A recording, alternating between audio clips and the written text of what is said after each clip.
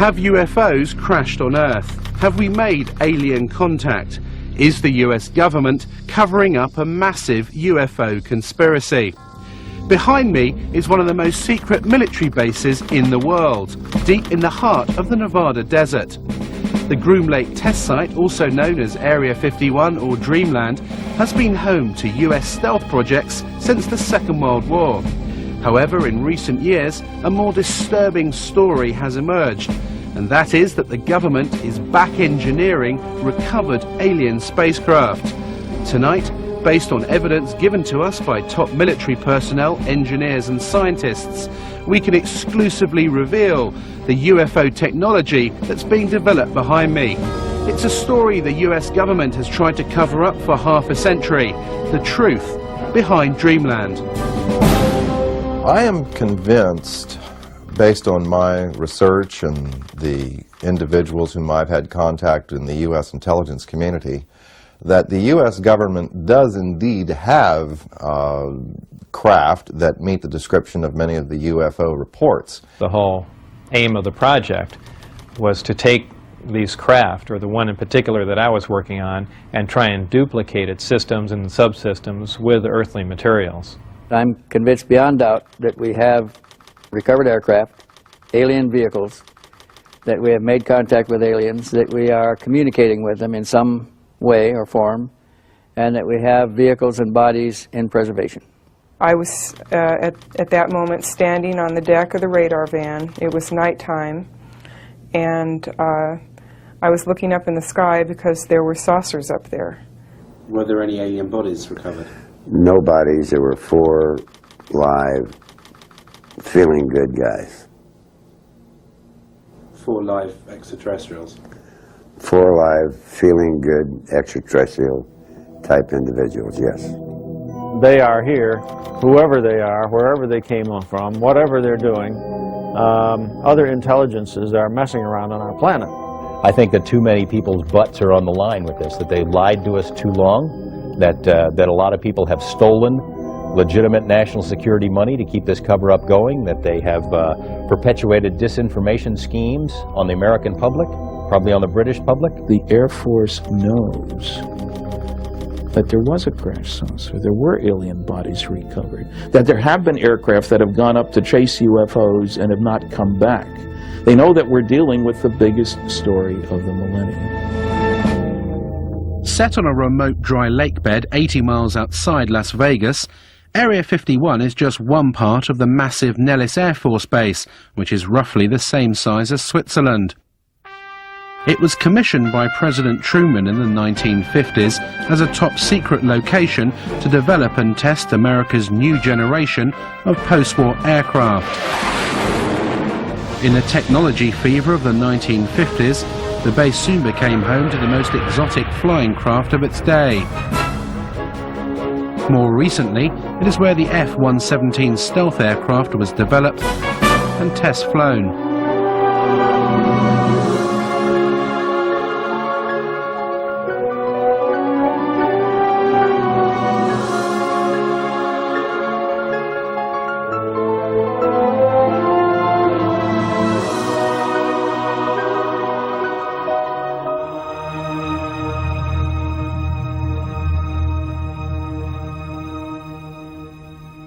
This is an area that has been known but officially denied for many decades. We go back quite a ways into the 40s and 50s with the development of the U-2 spy plane, the SR-71. All of our super secret aircraft have been developed and test flown out in this particular area. The A-12 from its inception through its retirement was operated out of only 2 locations. Area 51 at Groom Lake was its original home. The first aircraft was delivered there in January of '62, and the last airplane left on June 21st, 1968. The US Air Force denies that Area 51 exists, despite footage of the base and Russian satellite photos that we have obtained, which clearly show hangars and a huge runway stretching across the lake bed. In the face of constant denials of its existence, the base has expanded since the 50s, with several passenger jets now landing every day, carrying hundreds of workers to the base. With this level of personnel, the few buildings that can be observed above the ground are merely the cover for a large underground facility.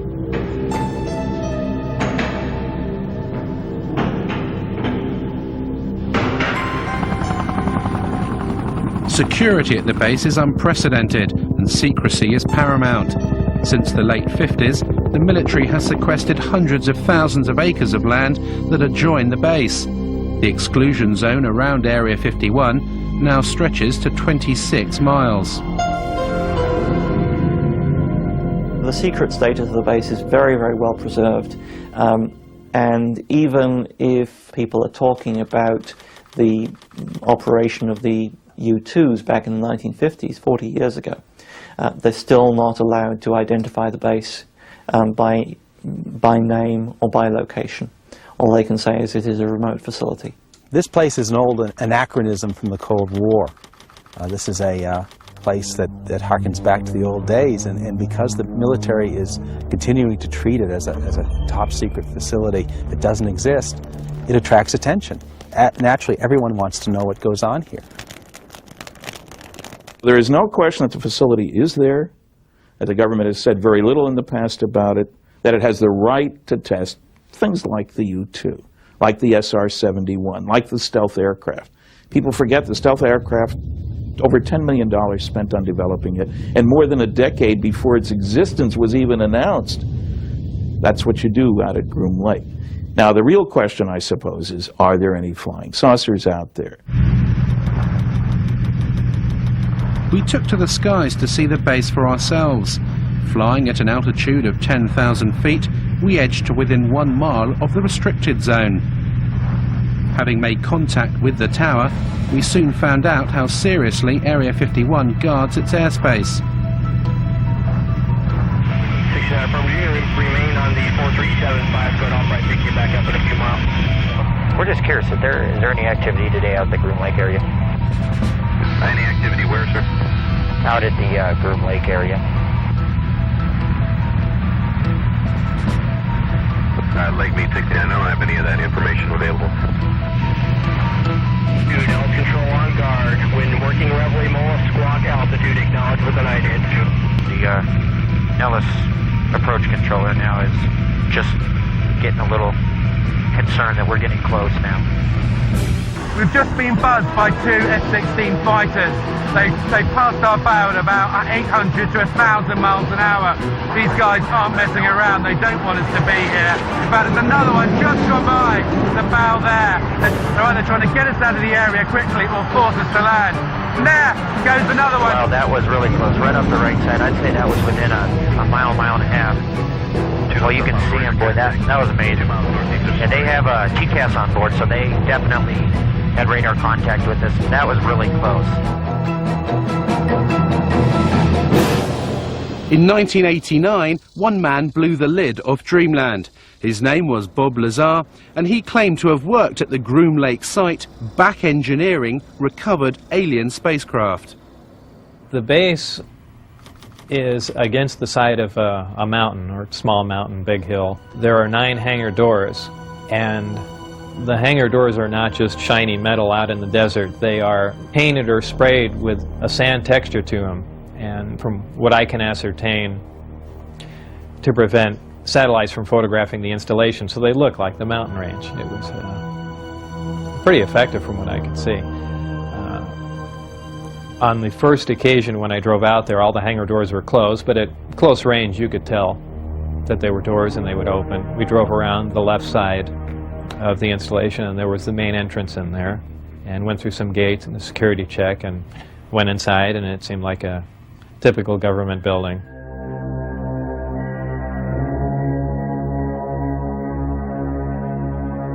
The work that I did basically entailed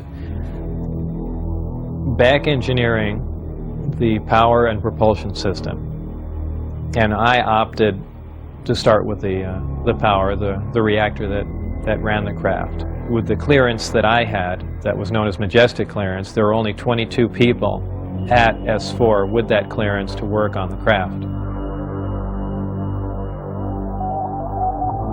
The location he worked on at Area 51 was called S4, and was housed on Papoose Dry Lake bed, a short drive from Groom Lake. When I was brought in by bus, normally we had gone around to the left side of the installation and entered the door there. And for the first time, one of the hangar doors, the one on the end, was open. The bus drove up and we stopped there, and clear as day in the hangar, taking up almost all the hangar, was the disc. Looked like something right out of a science fiction movie. And we stopped, got out, and for the first time I was led in through that door. And as I walked in there, I thought, well, this is the new advanced aircraft we've been working on, and this is why people keep seeing flying saucers, because it's ours and we've just been testing it probably for all these years. And when I walked alongside it, I ran my hand on it. I say it's metal because it was cold, so I just assume it was some sort of metal. And in fact, by the hatch that was taken off, there was an opening there, and it had a little backwards American flag stuck on it. So I was positive it was something we had manufactured. I was allowed in the craft on one occasion to see the placement of these systems in case it was important to their operation. So I was, of course, escorted in the craft, and it was obviously made to be piloted by something smaller than the average human being, very cramped in there. There was a sub-level where a little collapsing floor member opened, and I could stick my head and upper torso down underneath with a flashlight to see how the gravity amplifiers hung upside down. Looked around the placement of the 3 seats, about 1/3 to 1/4 the size of a normal human seat.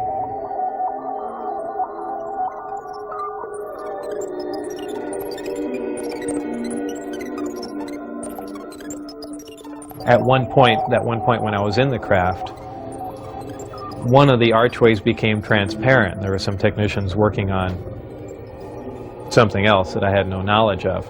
So, and also something began to scroll up on the screen. So it might have been possible that the skin of the craft, whether under electrical influence or something else, could at times become either transparent to look outside or be used as some sort of video screen. That was pretty amazing. When I went outside and looked at it, it looked as if it was just a plain piece of metal again.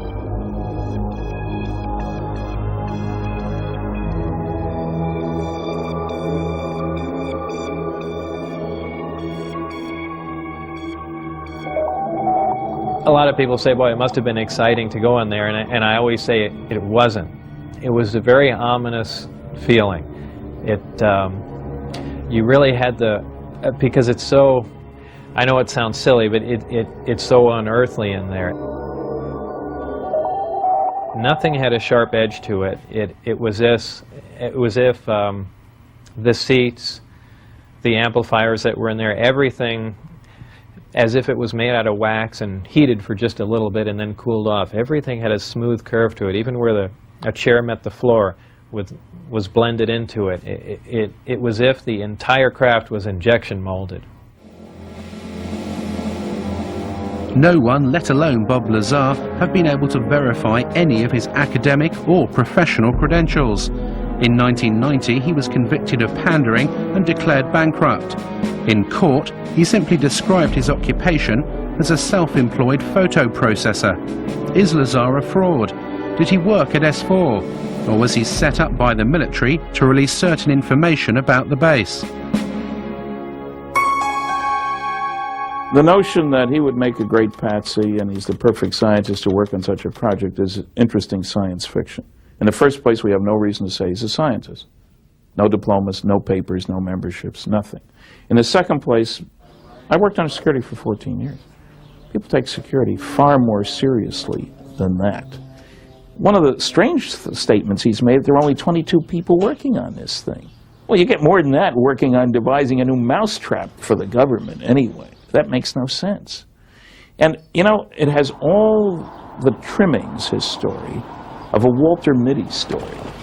Somebody whose imagination was, stronger, brighter, faster than anybody else. I did a variety of research relative to Bob Lazar. I actually met him. I obtained a copy of his what they call a W-2 form, which is one of the IRS documents associated with pay. His particular form indicated that he worked for the U.S. Department of Naval Intelligence. My investigation of this document and the claims that Bob Lazar made followed a very strict path of sound research. I contacted the U.S. Department of Naval Intelligence and indeed verified that they were likely responsible for presenting that W-2. I investigated the issue with the Internal Revenue Service. They informed me the exact words were, it appears to be legit, that it was a genuine document. It was not something that had been fabricated. There were a variety of numbers, contract numbers and so forth, issued on the document, which I was able to research, again finding that these were highly classified numbers. In fact, Internal Revenue Service ran into a brick wall when it came to trying to track down the actual employer associated with the document. He gave me information about his background, educational background and employment background. I started with his claim to have worked at Los Alamos Lab. I figured, well, that's a good starting point. If he worked at Los Alamos, it's pretty likely that he had an education somewhere. They don't just hire people off the street. And if he worked at Los Alamos, especially on classified projects, it's at least reasonable to assume he could have been hired somewhere else in Nevada to work on similar projects. We went to Los Alamos and got nothing even close to cooperation. They wouldn't respond to our phone calls. They say, we have no information on Bob Lazar. There's nothing in the files. I said, are you sure now? No, nothing in the files. I showed them the phone book entry that Bob had kept that said he was there. I showed him the newspaper article that showed that he was there. Are you certain that you don't have a Bob Lazar? Well, maybe we had a Bob Lazar. Here's an ID number, but he didn't work for us. He worked for someone else. Basically, Los Alamos Lab tried to thwart me at every step. Were completely uncooperative in trying to get information about Bob, and I found that to be the case at every step of the way in trying to verify his background. I'm the one that couldn't find any records or anything. I mean, I'm the one that brought that up because I was the first one to run into that. Initially, I couldn't get a hold of my birth certificate either, and that was one of the things that concerned me, is they might be trying to make me essentially a non-person. I think it's most likely that Bob Lazar was indeed set up to be the conduit for certain information relating to this extraterrestrial project. On one occasion in the desert, Bob Lazar saw a flying disc being tested. I was brought into the hangar for one of the short duration tests, and the craft was already outside on the lake bed, and lifted off silently and was drifted around for a bit and set back down, and that was pretty much of a marvelous sight. It's a huge thing. It's like seeing a house lift off the ground quietly. It's just, you can't imagine the energy involved to do that and not to make any noise at all. There was some audio communication with the craft, and so I can only assume that there were humans on board, and somehow they had managed to squeeze themselves into those little seats or put something in there to sit on, and obviously they knew how to operate whatever controls there was, or fabricate their own, or retrofit it with something. The Apollo space missions of the 1960s stirred America into space fever. But as the country's finest astronauts hurtled skywards in conventional rockets, did the President know of the existence of sources and propulsion systems that were literally out of this world?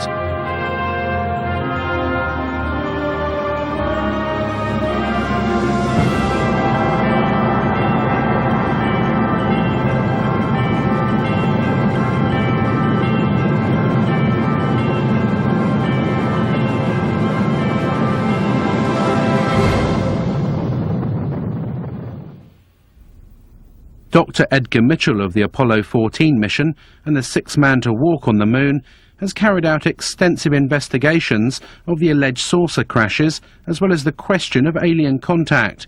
He met Lazar in 1991.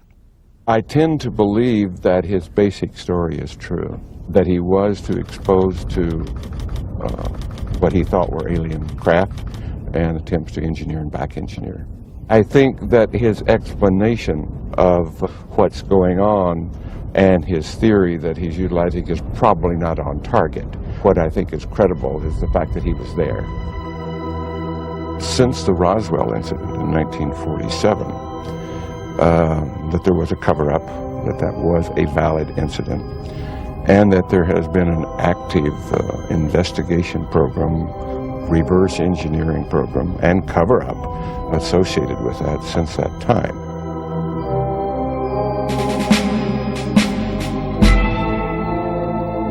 After working at S4 for several months and in clear violation of his top-secret clearance, Bob Lazar decided to tell his closest friend, Gene Huff, about his work at the base. My reaction was to, without pressing him against his will, find out more, get him to tell me anything I could. And it wasn't disbelief. I think I was actually motivated to further read. I started investigating other books on UFOs and other researchers' information to see if anyone knew anything, and needless to say, they didn't know what Bob knew. 1 month later, in March 1989, Bob Lazar went one step further. He decided to take his friends to the desert and show them a flying disc test. I had remembered most of the days and times of testing. So I believe it was 8 or 9 o'clock on a Wednesday night, somewhere in March '89, I believe. We went out with Gene Huff, my ex-wife, and John Lear. Shortly after the flight time that I had recorded, white light came up off the ground and hovered, and then began doing radical step maneuvers and darting from one side of the sky to the other, doing some impossible flight characteristics. But at times the craft had glowed tremendously bright, where we thought, being miles and miles away, we thought there was something wrong and the craft was going to explode, so much so that we all got behind the car. It actually came closer. It came down the mountain range toward us to where we could actually see it was elliptically shaped. It looked like something that... It's strange to explain. It looks like an explosion that starts to explode and stops and doesn't explode and dissipate. That's how bright the light is. Your brain interprets it as an explosion about to happen. On his third visit with his friends to observe the discs at night, Bob Lazar was arrested. He was taken to an unknown location for interrogation and never returned to Area 51. They threatened my wife, they threatened to kill my wife. They said they'd stop at nothing. They said they thought they made that very clear. They couldn't believe that I had taken anyone out there to show them that, much less left with information like the flight test data, and wanted to know what else I had said, who else I had told specifically. Security agents from the OFI, the Office of Federal Investigation, had been witnessed doing random security checks at his house. There was almost no question in anyone's mind, anyone in Bob's immediate life who talked with him on the telephone, that his phone was tapped. I mean, strange things would happen on Bob's phone and really continue to this day. Dennis Mariani, who was my supervisor, called, and all he said was, "Do you have any idea what we're going to do to you now?" And that was the end of the phone call. They were crazy. They really were. They were completely out of control. When you go to work out at those locations, you sign away your constitutional rights. You sign a piece of paper saying that if you violate your security agreement and you discuss programs that you're working on without a trial, without right of appeal, you're going to go to Leavenworth Federal Penitentiary for 20 years. That's a real big incentive to keep your mouth shut. We had an engineer who worked at this TV station who, before he was here, had worked at Area 51 and had seen one of these craft under a tarp. Walked into a place he probably shouldn't have been. I arranged to do an interview with him. He lives in another city, in another state. He agreed reluctantly as long as I would block out his face. Well, we make the arrangements on the phone. The interview is supposed to happen the next day. He gets up, goes to work. There are two men in a car outside of his house talking into a radio. They follow him to work. When he gets out of work, they follow him home. No interview. I mean, it happened again and again and again. Same scenario. It has been very difficult to talk about this. It's almost like every time I relate the story, it gets a little easier. But when I first started talking about it, it was like my mouth didn't even want to form the words, and the sound didn't even want to come out of my throat. So I can only guess from that there was a very strong suggestion given to me not to talk about this, not to remember it, and if I did remember it, not to ever talk about it to anyone. This man is a 71-year-old mechanical engineer who, like Bob Lazar, claims to have worked at Area 51. He started working there in the 1950s on a flying disc simulator built to train US pilots. He said he's been given permission to talk to us about certain specific aspects of his work, but asked us not to reveal his identity. We received the disc from extraterrestrials. This particular one that I had to work on, or we did work on, was from the Kingman crash. And that was later on taken to a Nevada test site where, at the time, I didn't know. Were there any alien bodies recovered? No bodies. There were 4 live, feeling good guys. 4 live extraterrestrials? 4 live, feeling good extraterrestrial type individuals, yes. And where were those 4 extraterrestrials taken? Initially they were taken to New Mexico. And then several months later they were taken to the Nevada site.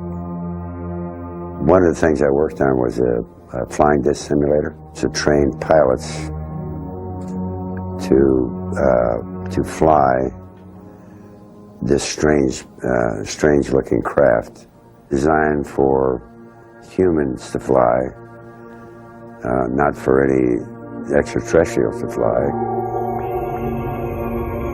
His most fantastical claim was that he worked at Area 51 with an alien codenamed J-Rod for 16 years on this simulator project. J-Rod is a gray alien, about 5'4". His role was only as a translator, scientific translator. That was all. If we wanted to put something in the place of what they had, he had to agree with it. I would have a question, and I would bring it up in my mind, just how I wanted to present it with him, and he'd already know that I had this question, and he would already have the answer for me. And if he responded, it would be in my voice. And you wouldn't even open your lips. It is possible that he and a few thousand others are working on a project, either here or elsewhere. Is this a few thousand other greys? A few thousand other greys like himself. The nearest town to Area 51 is Rachel, population 150, and home to the most famous bar and grill in Nevada, the Little Alien. The local residents have seen their highway truck stop turned into the UFO and ET Center of America. Tourists flock to Rachel to scan the skies in the hope of having a sighting. For all the hype, the sightings of bizarre lights in the sky do continue. Local resident Chuck Clark has had many unexplainable sightings. The most remarkable sighting that I've had in the last 3 years took place 2 years ago, February of '93. I watched a glowing object ascend vertically from the area south of Area 51, where S4 would be located, hang motionless in the air for about 10 minutes and then slowly start to descend. All of this while I thought I was watching a illumination flare that was launched from a mortar tube. I can hear jets in the background. I'll zoom back a little bit. This is looking straight over Steve Medlin's ranch, right here off 375 highway. This is right over the peaks. Once it got down to the ridge line, however, it was in front of the hill that it had come up from behind. The hill was about 12.5 miles from my position.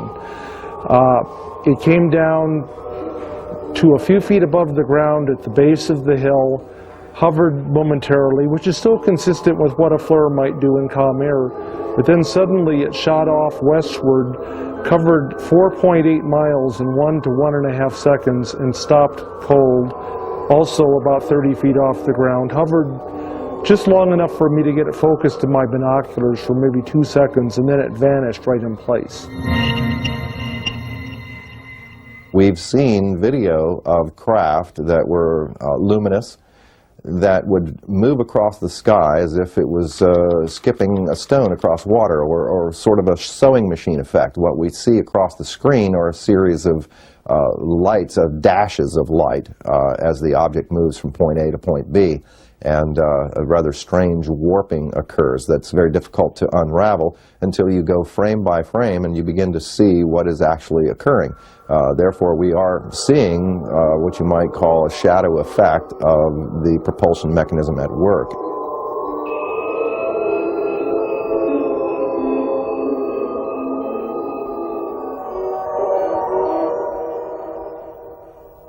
I've spoken to several people who've seen UFOs or disc-shaped craft out there. An attorney who lives here in town who has seen one. He saw one land outside the boundaries of Area 51. I've spoken to a very high-level managerial type who worked for a defense contractor out there for a number of years, from a very respectable, reputable family. His credentials are beyond question, but he doesn't want his name or face used, and he has seen them many times. There were a variety of craft that were all essentially generically sort of canister shaped. I guess you would say they were predominantly disc shaped or rounded, like one of those Chinese lanterns or something or other. They appear to be colorful. At least they were multicolored in addition to the lights that seemed to be able to take on the light of the background. They could camouflage themselves somewhat in the sky by absorbing the blue light from the sky and clouds.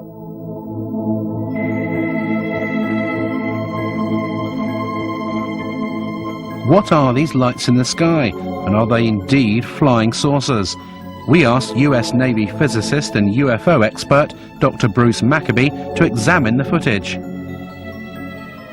Basically what you see are lighted objects doing things way off in the distance. You don't really see any structured craft. Some of the video material, a very small amount that I've seen, seems to show lights doing strange things like hovering and then moving suddenly to another location maybe, and moving slowly and jumping around a little bit. I've concluded that they aren't ours. That means they belong to somebody else, and they're not made here on Earth, basically, so they must be coming from the outside. How they get here, who, in quotes, they belong to, I don't know. Extraterrestrials is a reasonable proposal. All the arguments that have been put forth that it couldn't be people from another star system in the galaxy or whatever, because they can't get here from there, those arguments are not physically correct, because we could get there given enough time and money and desire to do it. However, it's clear that these other intelligences, whatever they are far beyond us in terms of technologies. Coming back, just doing a loop.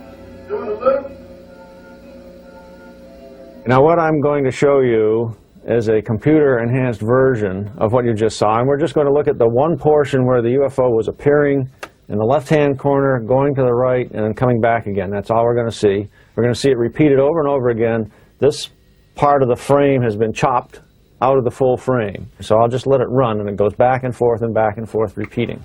And if we stop it, and here's the shadow, and here's the UFO. So basically we have a triangle with one side and two angles that we know. The net result is I can calculate the UFO position in three-dimensional space. Right. Turns out to be about 7,000 feet away from the camera. So having analysed it, what we seem to have here, Bruce, is a genuine UFO. Yes, there is an object out there 7,000 feet away. It wasn't one of ours. It's about 30 feet in size. A genuine UFO.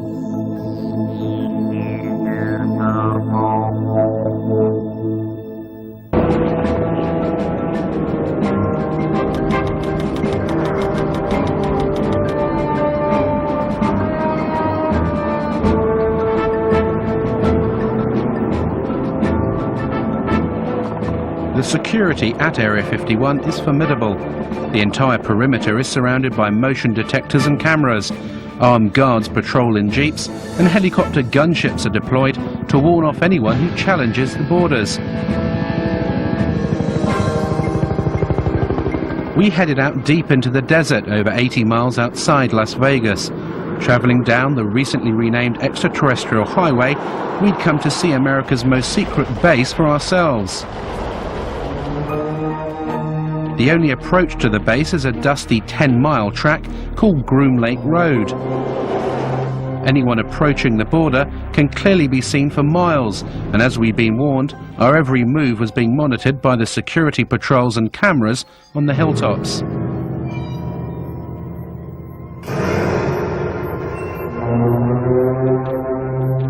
This is as far as you can come to go to the Groom Lake base. It actually says on these signs that use of deadly force is authorized. There are security patrols all over these hills. They've been watching us for the best part of the last hour. There are motion sensors, security cameras, and if I did walk over this line, I'd be immediately arrested, taken to the guardhouse and interrogated for anything up to a week. As soon as you step over the line, past this sign, you lose all rights.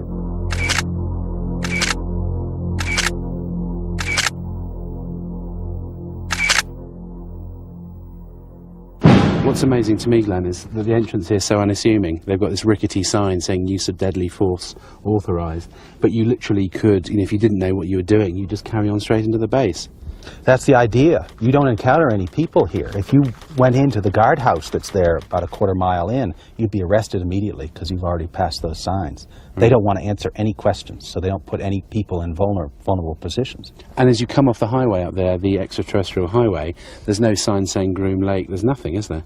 No, I put up a secret base sign up there occasionally. Secret base this way, but it doesn't stay up for very long. And on foot or in car, this is as close as you can get to Groom Lake, isn't it? This is physically as close as you can get. Unfortunately, you can't see anything from here at all. How far are we actually away from the base? We're about 13 miles northeast of the base right now. Right. And if we continued up this road, if we drove into the base now past the signs, we'd be arrested. If you drove beyond here 20 feet, you'd be intercepted. As night fell and determined to see the secret facility, we headed for Tikaboo Peak, which overlooks the base 7,000 feet above the desert. At our base camp, I talked to Glenn Campbell, who founded the Area 51 Research Centre in Rachel and who produces the Groom Lake Desert Rat newsletter. He gave up a successful career in computers to devote his life to uncovering the truths of Dreamland. This is a large facility as big as the state of Connecticut. It's got lots of unknown, unexplored areas that you could store anything you want. Area 51 is only the best known secret base of a vast complex. They could house a lot of different things we don't know about. But there is actually no fencing, is there? Yet they know when you cross that line. It's simply marked by orange posts every few hundred feet. It's easy to wander across this line, but as soon as you do, they're going to detect you and they'll be right on you. This is a very harsh military border. It's not a place for tourists. Military has never said there are no UFOs. It's never directly denied any of the Area 51 stories. It would have been so simple when these claims came out, these Papoose Lake claims, for the military to simply say, look, we have nothing there. They could take a few reporters to this area and show them, nothing there. The military hasn't done it. The military has stonewalled. It has remained silent. And that's the most damning thing that they can do. At 3 a.m. we started our final ascent of Tikaboo. We needed to reach the summit before daybreak in order to see the base lit up for its nighttime test flights. Even at night, the roar of the jet shattered the silence of the desert.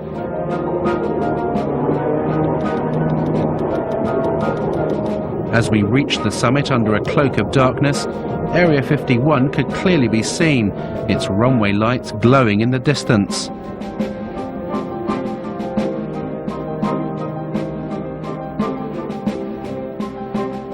After trekking for several hours, we finally set up camp here, some 7,000 feet up. And since the crack of dawn, we've been watching non-existent flights, ferrying non-existent personnel to this non-existent base. Tikaboo Peak is the last safe vantage point where you can clearly see Dreamland. But how long before this too is claimed by the military?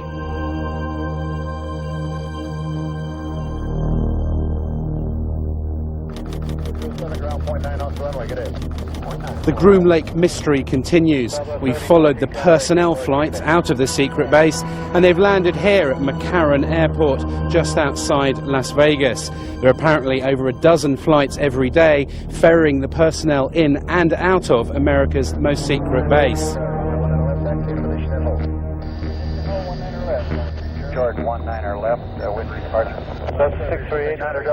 I was called at a random time.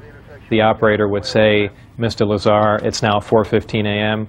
We expect you to be at McCarran Airport at 4:45. Your plane will be leaving at such and such time." I'd drive there, check in, board the plane, and the plane would fly out to Groom Lake.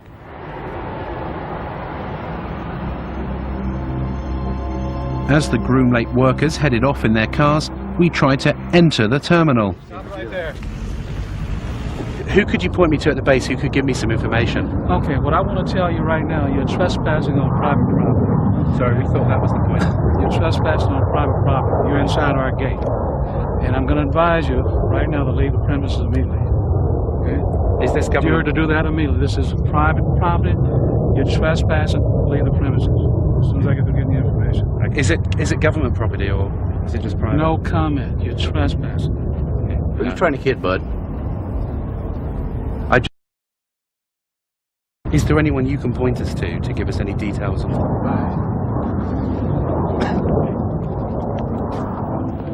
As we were ejected from the airport, yet another Janet flight left for Groom Lake. Reporting 737, wind calm, runway 1 on the left, Liberty got.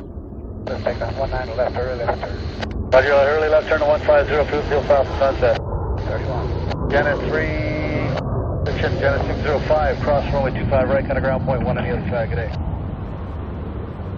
Our investigations have revealed that a private company is working with the US military at Area 51. We believe this is the company, EG&G Special Projects. It's worked for the last 50 years on top secret and sensitive projects with the US government, and it's said to control the Janet flights that take the workers to the base, as well as all the security and technical support for the back engineering of alien spacecraft.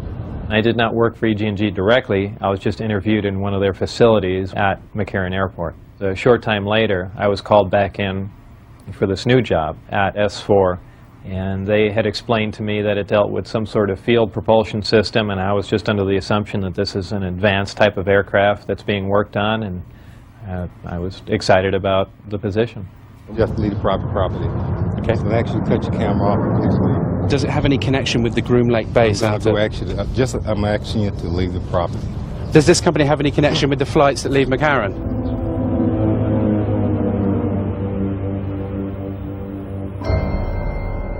EG&G has been the central civilian contractor for Groom Lake basically since the beginning. They're the people who military folks come and go, other contractors come and go. EG&G has had the contract since the very beginning. So if anyone were to know what's going on out there, it'd be EG&G. They're not talking. We phoned EG&G to clarify what their role is at the base, but they would only confirm that the company is working on several classified Department of Defense contracts at various remote locations in Nevada. They would not comment on the exact nature of the work, but did state that it was connected with EMP, electromagnetic propulsion.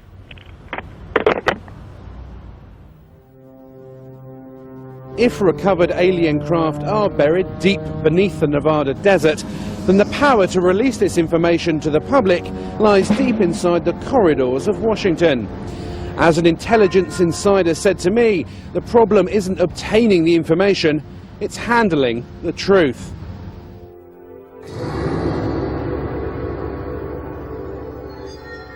Are these alien craft above Groom Lake, or are they man-made? Have the US military developed the technology to build flying discs?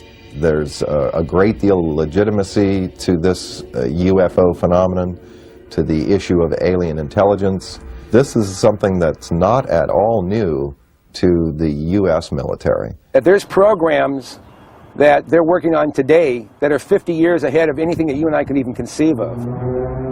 The black project teams are operating without oversight from official committees, from Congress, if you will. I find that exceedingly distressing, frightening, the ultimate big brother scenario. Everything is being run by the ETs. They're so far beyond us in terms of technology that I don't think we would have a chance. I don't think we've yet scratched the surface on what's happening out there with regard to flying saucers. There are a variety of activities, some of which are classified throughout what is often called the Air Force's Nellis Range Complex. The range is used for the testing of technologies and systems and training for operations critical to the effectiveness of U.S. military forces and the security of the United States. There is an operating location near Groom Dry Lake. Some specific activities and operations conducted on the Nellis Range, both past and present, remain classified and cannot be discussed. Based on the evidence of former workers and the unexplainable lights in the sky, there is little doubt that Area 51, seen here in the distance, does house flying craft that are literally out of this world. If recovered alien spacecraft and bodies have been taken to this remote location since the 1950s, could a secret of this size be kept under wraps for so long? And if so, who's keeping it? We're dealing with a cosmic Watergate. That means that some few people within the governments of the United States, Canada, Britain, and undoubtedly other countries have known since July 1947, when at least 2 crashed flying saucers and several alien bodies were recovered in New Mexico, that indeed some UFOs are extraterrestrial spacecraft. Since Project Blue Book closed down in 1969, there was no official interest in this subject. That seemed, to say the least, a trifle strange when documents that have come out under the Freedom of Information Act in America show the contrary, show that organizations like the CIA and the NSA are actually very heavily involved in UFO research. There's a relatively small number of people within the intelligence, military intelligence and scientific and technical intelligence community who are aware of what's going on, and an even smaller group who are actually organizing top secret research into this phenomenon.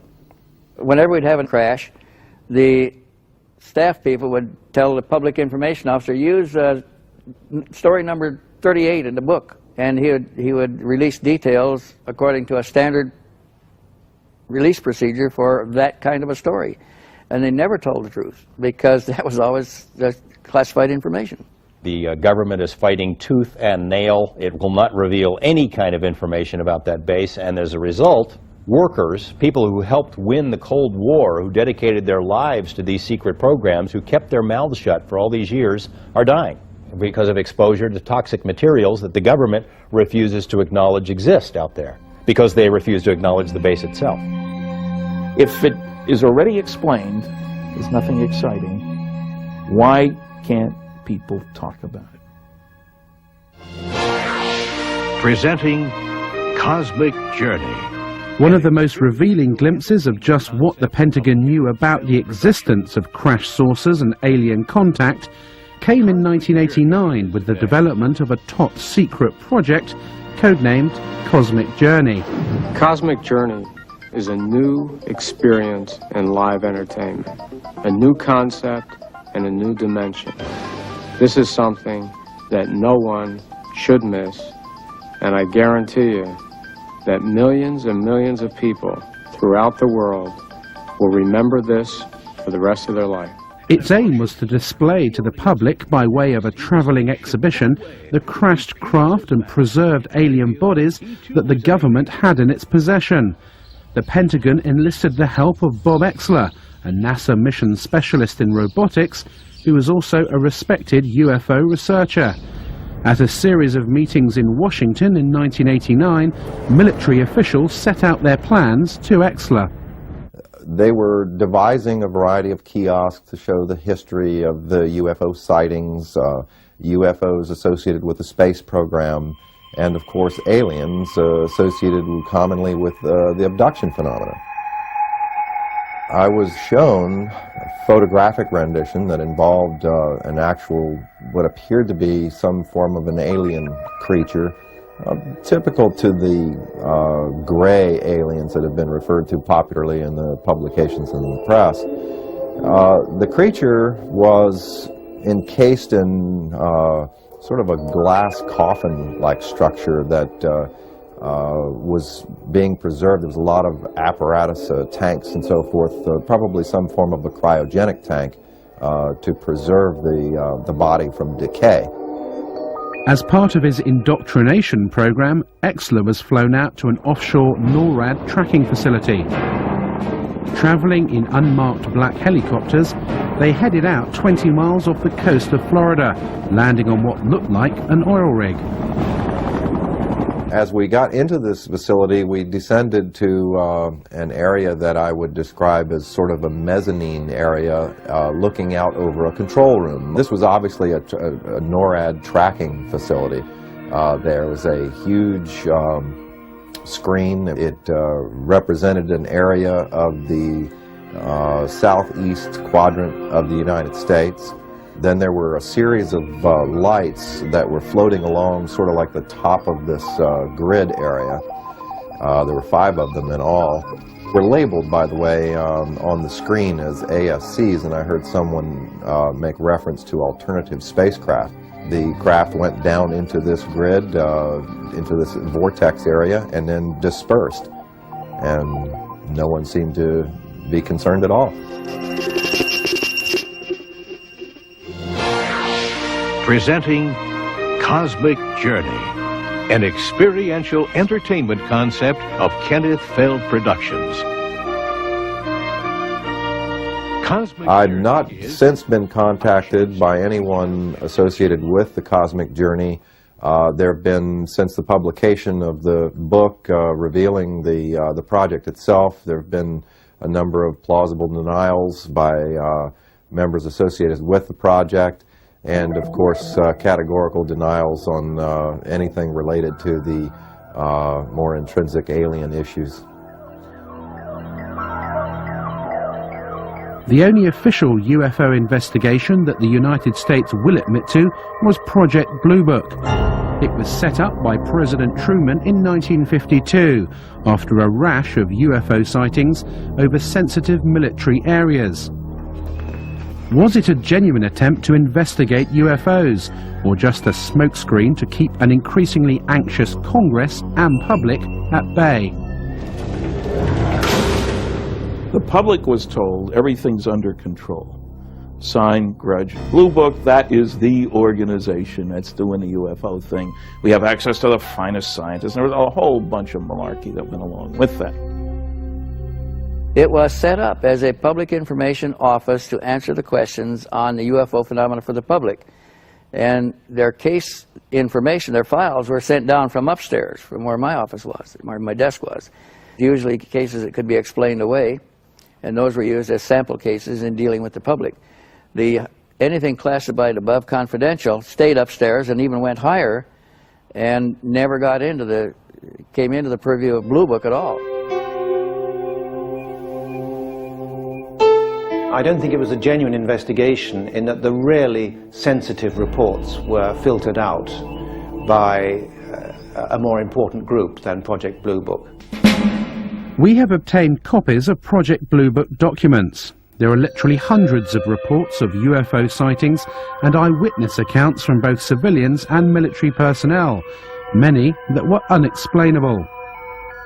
Project Blue Book is still some 40 years later the most important body of evidence admitted by the US authorities that we have made contact with extraterrestrials.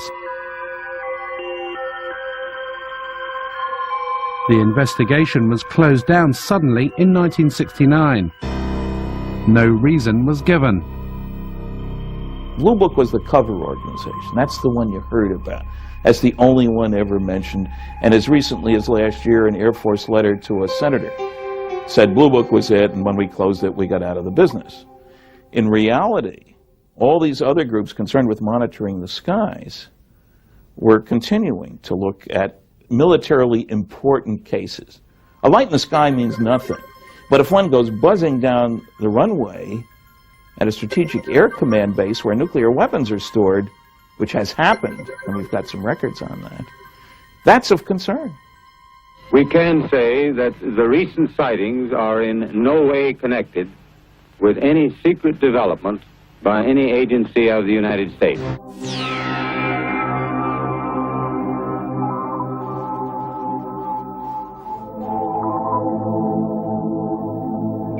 You can go and look through the Project Blue Book records and find numerous sightings which have been, quote, explained. And you go and look at the explanation and you find the explanation does not fit the description by the witness or witnesses.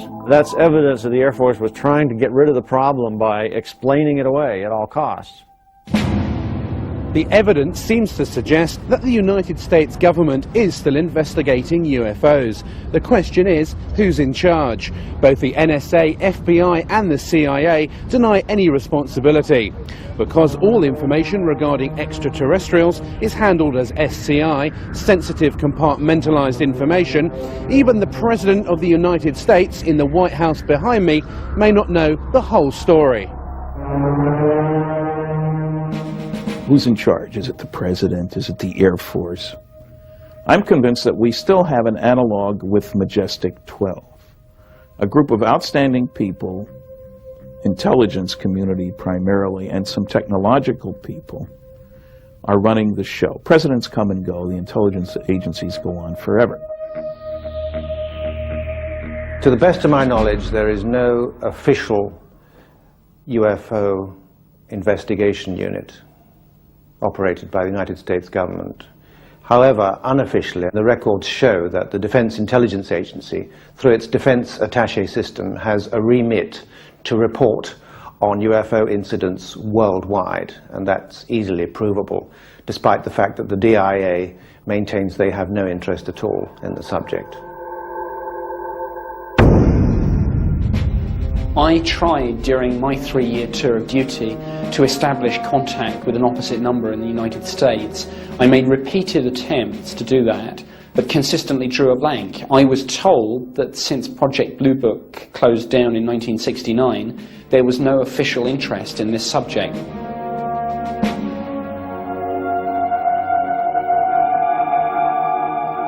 I didn't work for the U.S. government. I worked for a satellite government of this country. As far as the Senate concerned, I think there was only one left, and that was Bob Dole. And as far as the presidents are concerned, the only presidents that I feel that I met at the facilities back in the 50s and 60s were Nixon and Bush. We contacted former President George Bush to ask him what he knew about the existence of recovered alien craft and the developments out at Area 51. We received a fax response. Unfortunately, we are not able to provide answers to the questions that you send. President Bush's policy of long-standing is not to comment on or engage in speculation about alleged classified programs of any kind. A close confidant of George Bush and a man well acquainted with Area 51 was Admiral Bob Inman. His credentials are impeccable. He was director of both Naval Intelligence and the National Security Agency, as well as deputy director of the Defense Intelligence Agency and the CIA. In a telephone conversation with Bob Exler in 1989, he referred to recovered vehicles becoming available for research. Anticipate that any of the recovered vehicles would ever become available for technological research outside of the military circles? Again, I honestly don't know. 10 years ago, the answer would have been no. Yeah. Whether as time has evolved, they're beginning to become more open on it, is a possibility. He knew from an official standpoint that these vehicles, these objects existed, that they were in military, U.S. military custody, and that there were scientific projects associated with those.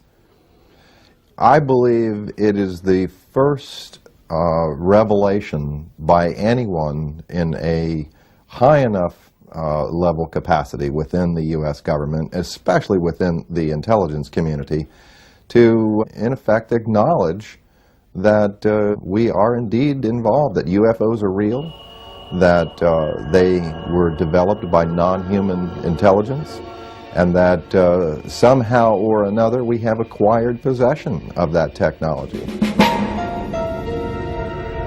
Inman does not say much. There is no reference, there's no mention of UFOs, spacecraft, anything like that.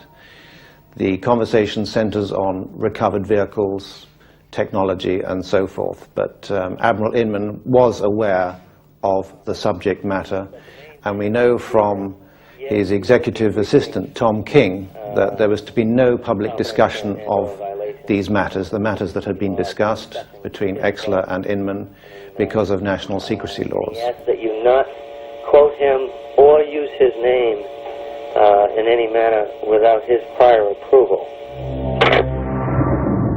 Inman retired from government service in 1982 to become president of Science Applications International Corporation of San Diego.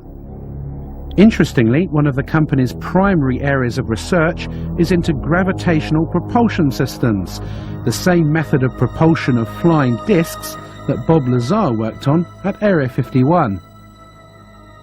Jane's Defense Weekly, the popular military and defense publication, published an article about SAIC, and there's a postscript to the article that anyone who believes in the science of anti-gravity to be too arcane, too esoteric, even for the U.S. Air Force, should consider the electric propulsion study undertaken by SAIC for the Astronautics Laboratory, which is now part of the Phillips Lab. The study's primary objective was to outline physical methods to test theories of inductive coupling between electromagnetic and gravitational forces to determine the feasibility of such methods as they apply to space propulsion, and in simplified terms, an anti-gravity propulsion system. It remains for some the ultimate quantum leap.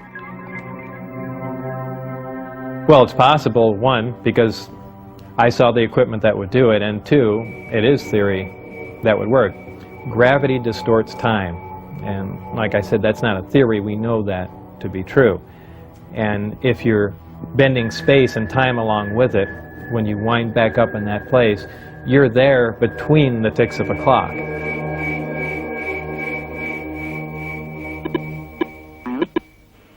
We called Admiral Inman to find out what he knows about Area 51 and why his company is developing this gravity propulsion system. Let me get right to the point that you're after. Yep. I had occasion in several different jobs to ask the question, was there any credible evidence? When I was the vice director at the Defense Intelligence Agency, the National Security Agency, the Central Intelligence Agency, I inquired at each of the three places at different times, do you have any credible evidence that would support the existence of UFO or, aliens? Yep. And the answer was always no. Janes wrote an article in which it mentioned Science Applications International, and it referred to some of the development it was working on as the ultimate quantum leap, exotic, shall we say, gravity propulsion systems. What exactly are those, and are they used for flying craft? I'm pausing because I want to make sure I don't overstate the case. Right. We're on a little sensitive ground here.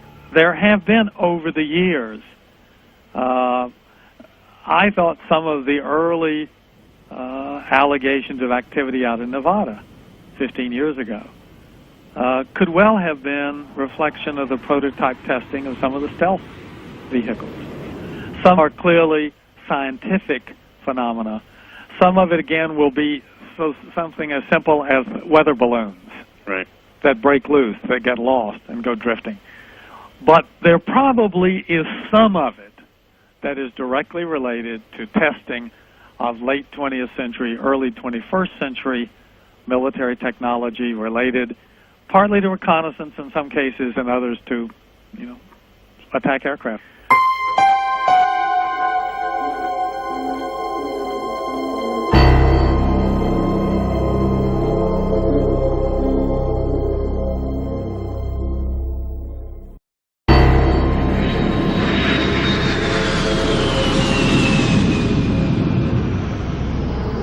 the Nellis Air Force Base, one of the top military installations in America. It's split into 4 main areas: the Tonopah and Nevada test sites, where America's top secret nuclear tests take place, as well as the Nellis bombing range, where the latest jets and bombers are put through their paces. It's also home to Area 51, so if there are flying saucers being tested over the desert, then the personnel at Nellis definitely know about it. We were contacted by a former radar operator at Nellis, who confirmed that she had witnessed a classified flying disc test out in the test range. She left the Air Force in 1985 and is too frightened to reveal her true identity. The flying disc test took place at night in the desert a few miles from the base. I was at that moment standing on the deck of the radar van. It was nighttime, and I was looking up in the sky because there were saucers up there. There were 10 to 15 saucers, and they were glowing orange on the bottom. The one that was closest to me I could see in pretty good detail. I was standing with a group of people of whom I did not know any of them, and they did not appear to know each other. So it seemed like we were all very isolated. No one was talking to anyone. It was very frightening, because what I was seeing was definitely something that was very highly classified, and there was a couple of people talking inside the radar van who I assumed were officers, but no one was wearing any rank insignia and no one was wearing any name tags. The maneuvers that they executed were very sophisticated, so my guess is that they were being piloted by aliens who knew exactly what maneuvers they could do.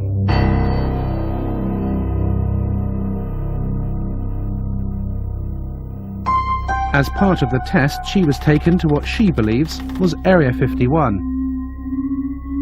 We were taken to a medical facility that was very sophisticated. Someone came and took me into an examining room, and they had me lay down on a stainless steel table. And someone came in through the door, walked around the table up beside the right side of my head, saying in a real deadpan, monotone voice, "Stay calm, stay calm, stay calm." When he got up by the side of my head, he had a hypodermic needle hidden in his hand. He brought it up, and it went straight into the right side of my neck, and whatever chemical it was went straight to the brain.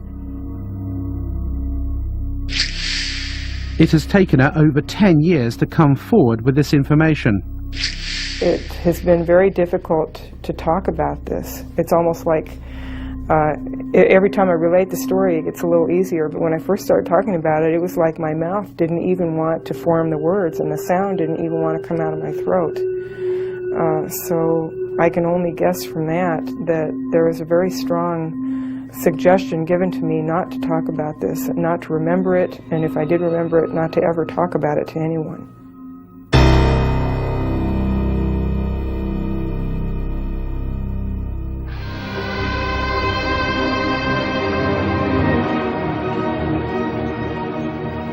As recently as 10 years ago, this Lockheed A-12, which flew out of Groom Lake, was still one of the US Air Force's most top-secret military aircraft. If you'd seen it in the skies at night, you may be forgiven for thinking you'd just seen a UFO. So how many of the hundreds of thousands of UFO sightings every year are nothing more than military aircraft? And is the great secret of Groom Lake just a 21st century descendant of this airplane?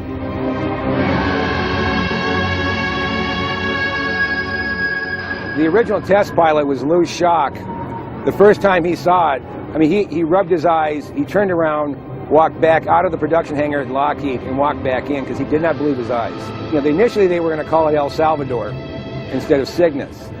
For the simple reason, in Spanish, that means the Savior or Jesus Christ. Like everybody who saw the airplane could not believe what they were seeing. It was a Buck Rogers airplane. This airplane was built, designed, almost 40 years ago. 40 years before that, the hottest thing flying was a Seversky P-35. 40 years before that, it was a balloon. So the technology has not stood still. So it's a very good possibility that we are looking at man-made transportation for the 21st century.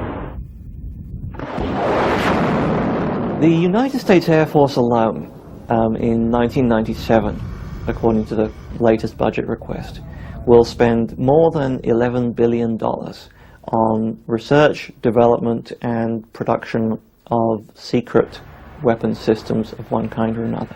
That's considerably more than the entire research and production expenditure of any other military in the world.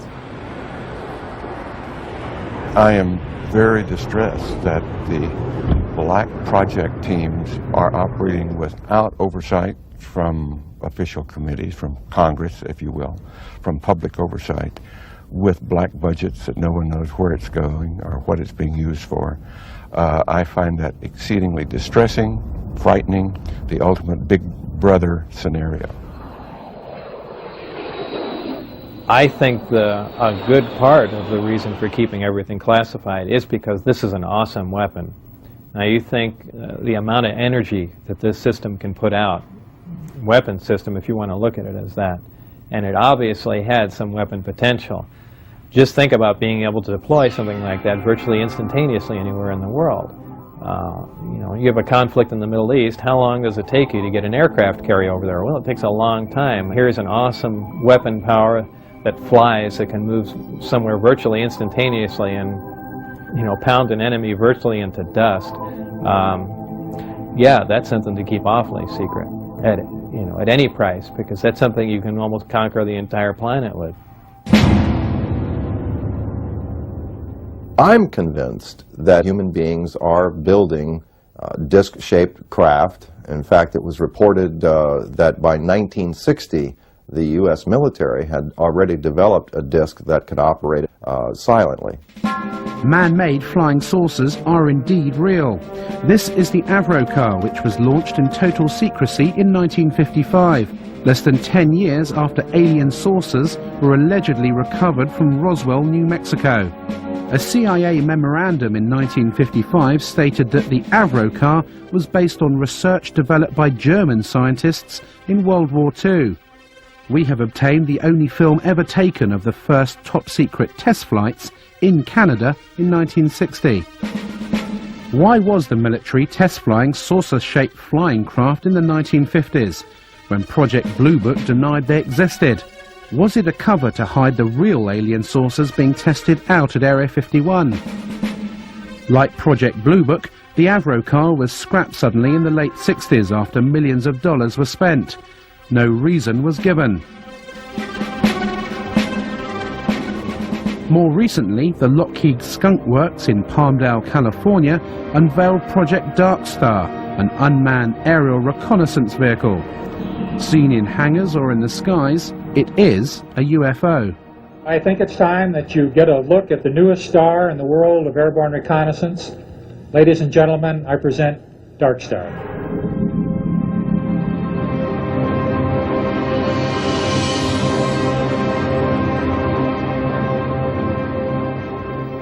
Dark Star is a very unusual looking aircraft. It has a saucer-shaped body and a pair of very long, slender wings attached to the back. Like many stealth aircraft, including the B-2, its appearance varies drastically according to what angle you see it from. If, for example, you see the aircraft kind of edgeways on, you might well think that this was something totally foreign, totally unlike any conventional aircraft, and certainly much more like what people have described as flying saucers. I think it's quite possible that some of the things that are being developed in the United States today are of such a revolutionary nature and still very secret that when they are seen from time to time, as things inevitably do get seen when they're tested, that they could be mistaken for what people think are UFOs. At any given time, of course, the technology that we have is 5 or 10 years more advanced than the technology that is on public display. But these sorts of things do not fly over the heads of bewildered members of the public. They fly exclusively in very clearly defined ranges and danger areas. So the sorts of things that are being reported as UFOs will not be ours. In September of 1947, the Air Force wrote to J. Edgar Hoover a letter saying we've checked all of our research projects, etc. You know, this would be not just the Air Force, but the Navy and the Army, everybody. And we have nothing that could create these flying disc sightings. A big UFO convention came to an end in Las Vegas last night, and afterwards, naturally, some of the members went out in the desert to search for UFOs. A news crew went along too, and sure enough, it wasn't long before a mysterious, unidentified object appeared. Not too surprising, somewhere up there, you see it, because this patch of desert is right near a military test site. This looked like no aircraft lights that any of these folks had ever seen. Was it a bird? Was it a plane? Was it the Aurora, the secret plane? We don't know. More to come, I'm sure, and the Air Force is not saying anything as usual.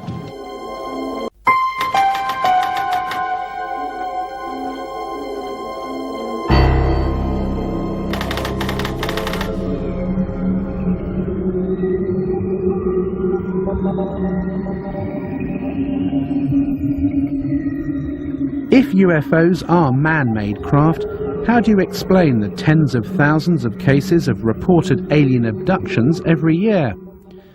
In 1975, 7 loggers were heading home after a day in the forest to Sholo, Arizona, and came across a bright light in the trees in the distance. Driving closer, they could clearly make out the shape of a flying saucer, which was lighting up the forest around them. Mike Rogers and Travis Walton were in the truck. Stop, Mike! Stop the truck! It had lighted spots on it and was basically metallic, had a metallic framework. My first feeling was that it looked rather beautiful. But at that time it wasn't making any noise and it wasn't moving, it was just quietly perched there in the air. Travis! Travis! How are you doing? Oh my God! When it started to move, the sound got real powerful, and I jumped for cover, and I got down behind this log, and the guys were yelling, "Get away from there!" and they were swearing and everything, and I was getting, you know, pretty scared myself, and I made up my mind to make a run for it. And when I raised up, wham! Something hit me. A beam of energy, a bolt of lightning, but it wasn't like lightning. It was like straight-sided, like a deliberate beam of energy, but it was so powerful it created like an explosion that lifted him off his feet and blew him backwards. And here's Travis flying back through the air. He landed some distance from where he'd been standing, landed flat on his back, and as he's going through the air, his arms outstretched, he looked lifeless at the time, like the concussion of it had already killed him or knocked him out or something.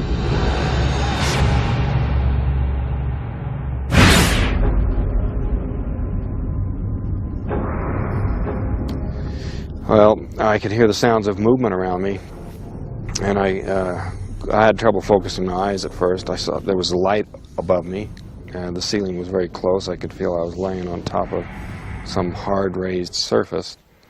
But when I finally got where I could focus my eyes, and I saw these creatures standing over me, I just flipped out. I just instantly became hysterical. I started screaming. I was definitely not in a hospital. And can you describe what these aliens look like? Well, they were basically humanoid, you know, 2 arms, 2 legs, like that. But they had very large heads, no hair, huge eyes, sort of a pale grayish-white skin, and they were wearing coveralls, a kind of a brownish coverall. After spending what Travis remembers to be an hour or 2 inside the craft, the aliens put a mask over his face and he awoke in the middle of the road with the craft above him. He'd been missing for 5 days. What do you say to people who say, you know, these 7 loggers in the woods have just made this whole story up? I mean, you know, 7 people see the same thing. They stick by their stories for over 2 decades. You know, all of us have taken polygraph tests. Every theory the skeptics come up with is just absurd and easily proven so. Well, I spent a day with Travis and Mike Rogers. He passed the lie detector test. Their story is consistent. There were 5 other people there, after all, who saw part of these events unfold, and who also passed the lie detector test. His story is consistent. It's never changed. In a court of law, that would make the case.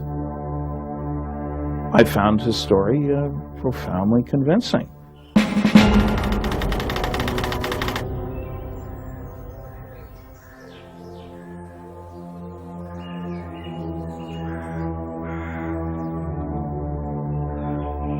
This is the Saratov Air Base, 200 miles outside Moscow. Behind these barbed wire fences is the Russian equivalent to Area 51. If you thought only the US government had flying disc technology, then you'd be wrong. The Russians have been working on a secret project codenamed Taryelka since the Second World War. Security here is unprecedented, and this perimeter fence is as close as we've been able to get to the base. We did secure some footage of the flying disc in the hangar. The codename for the project is Ekip, and it has been designed for humans to fly. We asked the scientist in charge of the project what propulsion system the craft uses, but he would not divulge what he called classified information. What is clear is that Taryelka is aimed at the commercial market, not the military. The Russian engineers here at Saratov see this as an alternative to aeroplane transport in the 21st century.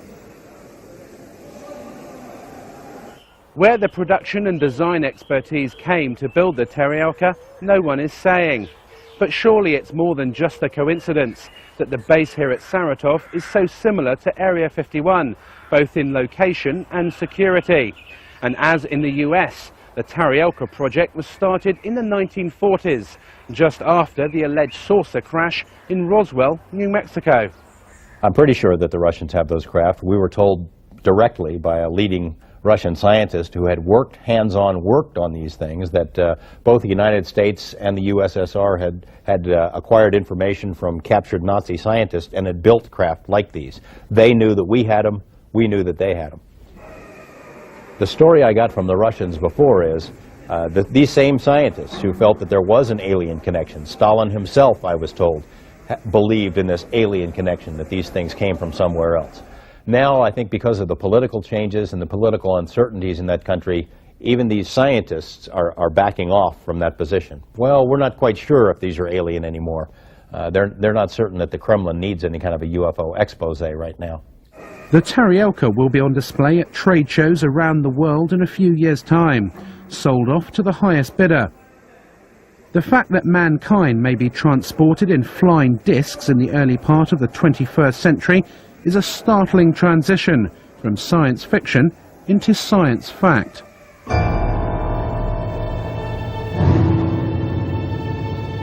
Have alien saucers crashed on Earth, and have we back-engineered these craft to develop our own 21st century flying discs? The answer, however improbable, is yes. Area 51 does exist, and we have eyewitness accounts from at least 2 former workers at the base who confirm the existence of alien spacecraft. The truth seems to be out there, but will they ever admit it? It's likely to be a very long time before we discover what is actually being done out of Groom Lake now. If you look at the intelligence community particularly, they seem to wait anything from 15 to 20 years or more after something has been retired before they acknowledge its existence. Therefore, if things are operational now, we may not see them for another 30, 40 years. What also happens at that point is that things remain secret for so long that the people who originally decided they should be classified are retired or quite possibly dead. And it becomes almost impossible to declassify a program at that point because Nobody knows quite why the secret is being protected. The Air Force headquarters files up through 1955, 9,800 feet of material. That's 1,000 four-drawer filing cabinets. When I went to ask for stuff out of these files, only 10% of the boxes I was interested in had been classification review. And in those boxes there were withdrawal sheets all over the place. So secrets can be kept. They are being kept. One way that they're being kept is the naivete of the people who think, if this was going on, I would know about it. The ego is a powerful weapon. They have to know that it has to come out, and it has to be part of their program that it will come out. We just don't know what the agenda, what the time frame is. I think it's very reasonable, let's say if contact were made in the 1950s, I think it's very reasonable of the government to say, let's keep it secret for 40 or 50 or 60 years so we can study it, so we can reproduce the craft, so we can understand what it is we're dealing with and release it to society slowly. Perhaps that's what they're doing now. Do you think the secret will be out in a few years' time? I'm saying because I've got permission, I'll turn my papers over to you in 2002. And then you'll know who I am.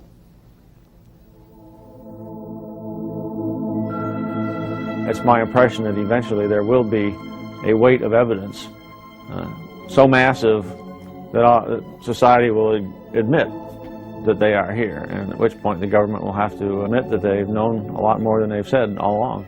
And this isn't just the U.S. government, this is virtually every government in the world. In 1979, the SETI program was set up to search the far reaches of space for intelligent life. It would seem that we now have an answer. The real reason for the cover-up is likely to be far more sinister than mere secret technology. We have to consider that the aliens themselves may be controlling the cover-up, especially if they don't really want us to know what they're doing here. Even if there is some communication between the government and them, everything is being run by the ETs. They're so far beyond us in terms of technology that I don't think we would have a chance.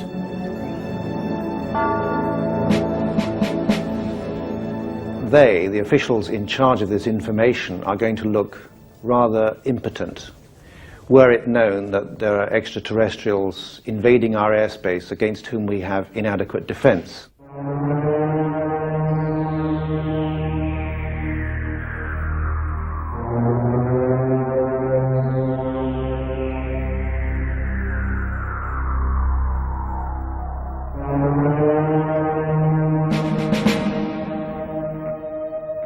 We have investigated Dreamland for over a year.